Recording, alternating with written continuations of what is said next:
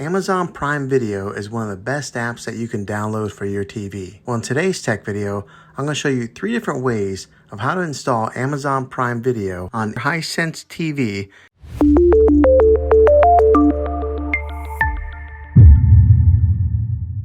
It can be really frustrating if you want to watch some of the great content that is on Amazon Prime Video and you find that your TV is unable to download it. If your TV is an older model of smart TV, then it could prevent you from downloading this app.